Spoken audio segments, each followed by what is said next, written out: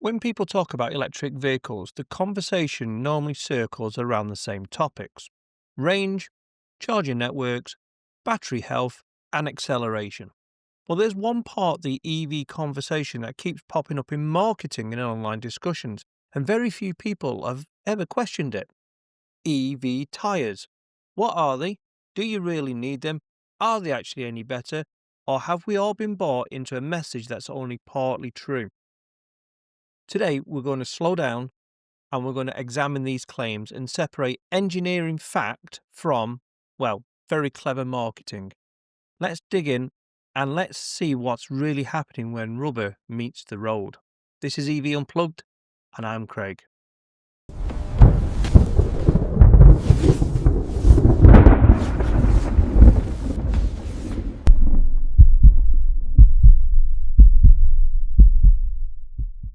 So let's start with the argument you hear the most. EVs are heavier, so they need special tyres. Yes, EVs do tend to be heavier than normal ICE vehicles. Not always, but they do tend to be on the heavier side. Those battery packs weigh quite a lot. A Tesla Model Y, a Kia EV6, Ioniq 5, they all tip the scales above similar petrol SUVs. But here's where the story gets a little bit more complicated. Weight alone doesn't decide if a tyre is suitable. The deciding factor is the tyre's load index. This is a number printed on the side wall of your tyre. That tells you exactly how much weight each tyre can support. And here's the surprising part: there are lots of standard non-EV tyres that already meet or even exceed this load rating required for these vehicles. So in other words, it's not that normal tyres can't support EVs, it's that you must pick a tyre that's correct for the weight of the vehicle.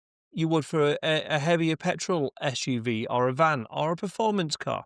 So the weight argument is true, but only up to a point. It doesn't mean that EV specific tyres are mandatory, it means buy strong, high load tyres, EV or not. So the next claim: instant torque destroys regular tyres. So let's break this down. EV motors can deliver a lot of torque the moment you touch the accelerator. And let's face it, that's why we enjoy driving them. There's no gear change, there's no rev build up, just instant power. And that can wear tyres out faster.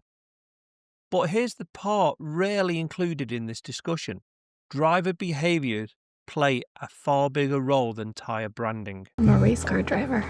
I'm a race car driver.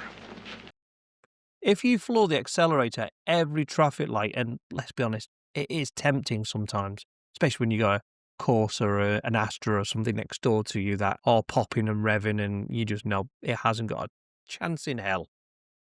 If you enjoy that EV launch feeling, you'll wear your tyres down. EV tyres and regular tyres, doesn't matter which. But if you drive smoothly and use regen braking sensibly, you can see tyre life that's perfectly normal for any vehicle. EV tyres often just use slightly harder compounds or reinforced structures to cope better with the sudden torque, but they're not invincible. You can still burn through them with a heavy right foot. So does torque matter? Yes. But is the tyre the biggest factor? Not always. Your driving style is the real tyre killer. So I've just had to have a new tyre fitted to my MG4 because I had a puncture. I had a screw go through the tyre right in the middle and they couldn't repair it. So when I took it to the local Quick Fit for them to check it over, I asked them how much tread has been used off the tyres, especially the back ones where all the torque is. The amount that's been used since I've had the car is about 2.8 millimetres from new. Now, working on the mileage that I've done and then deducting the 1.6 legal limit of the UK, my tyres should reach about 30,000 miles, which is kind of standard for pretty much any car on the road. And to be fair, I am a little bit heavy-footed sometimes, I will admit. EV cabins are quiet, no engine noise, so you hear the road noise more clearly. Now, some EV tyres include foam to reduce that sound, a lot of the Teslas do. But independent tests show the difference is only a few decibels. Sometimes drivers don't notice at all, especially if you've got the radio on or you're talking. And in some cases, a good quality touring tyre without foam can be just as quiet, if not quieter. So, quieter, yeah. Exclusive EV tech? No, not really. The ones on my car, when they replaced it, it hasn't got any foam inside it and it is still perfectly quiet within the cabin when you're driving. And when you drive petrol cars, you notice it a lot more. Okay, rolling resistance. Rolling resistance is how much energy a tyre needs to keep rolling. Rolling resistance means better efficiency. And for EVs, that means longer range on your battery. EV tyres are marketed at range saving. But here's the twist: low rolling resistance tyres existed for years before electric cars became mainstream. Hybrid vehicles like the Toyota Prius used them in the early 2000s to improve fuel economy. Many regular tyres already offer rolling resistance that matches EV tyres. Yeah, EV tyres may squeeze out a few extra miles, but the difference can be surprisingly small. And remember, tyre pressures has a much bigger impact on the range than the tyre itself. As we're going into winter, you need to check your tyres and adjust the pressures, because not, you are going to be underinflated, and that will lead to unsafe driving, less contact on the road, and heavier rolling resistance, which means less range. So here's another argument. Are EV tyres more expensive? Well, EV tyres often cost 10 to 20% more than ICE tyres. And the usual explanation is they're engineered for tougher conditions.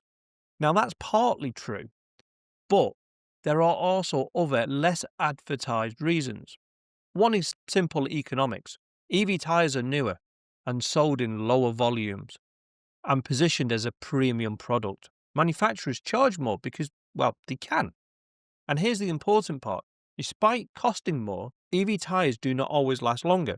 In fact, many EV owners report shorter tyre life. And as I've said earlier in this video, it comes down to your driving style and tyre pressures. So why might this be? Well, as I've said, EVs do tend to be heavier. Torque is instant, and we love that. Low rolling resistance rubber can wear away quicker. So yeah, they're more expensive, but longevity isn't guaranteed. Sometimes you'll pay more for the same, just maybe less miles. So can you safely use regular tyres on an EV? Well, let's be clear, yes, you can. Regular non-branded EV tyres on an EV are fine, provided that they meet the right specifications. And as I've said earlier, load index, how much weight the tyre supports, the speed rating, especially if you do a lot of motorway or continental driving. A decent compound, preferably low rolling resistance, though that's not mandatory because that only affects your range. So, what are the takeaways? Well, some EV tyres have some very similar load indexes to non EV, XL, or high load ICE variants. Price differences exist, but aren't always huge. By choosing a non EV tyre with the correct load rating, you can maintain safety and performance, especially if you drive sensibly and rotate tyres regular. So, what about hybrids in the middle ground? Well, hybrids weigh less than EVs, but they weigh more than petrol cars. So, they benefit from low rolling resistance, good load capacity, strong sidewalls, but a full EV specific tyre is usually unnecessary. Most long standing eco tyres designed for hybrids already check all these right boxes. Okay, so something that I've stumbled on recently, which is smart tyre technology. Smart tyre tech is not just a gimmick, it's rapidly evolving. So let's have a look at temperature and tyre monitoring. Most modern smart tyres do have more than the basics. They continuously measure pressure, the temperature of the tyre, and the tyre depth. Tread sensors detect wear in real time, alerting the driver when replacement may be needed. Temperature sensors can warn of abnormal heat buildup, which could indicate overloading or alignment issues or a bearing that's gone seized. So, advanced sensors can detect small punctures early so you can get them repaired without having to replace the tyre or breakdown. Real-time monitoring helps prevent slow leaks from becoming sudden blowouts. Some systems adjust tyre pressure automatically based on load or driving conditions such as temperature. Experimental designs that are coming out, such as the Goodyear Eagle 360, use shaped changing tread for better grip in wet conditions.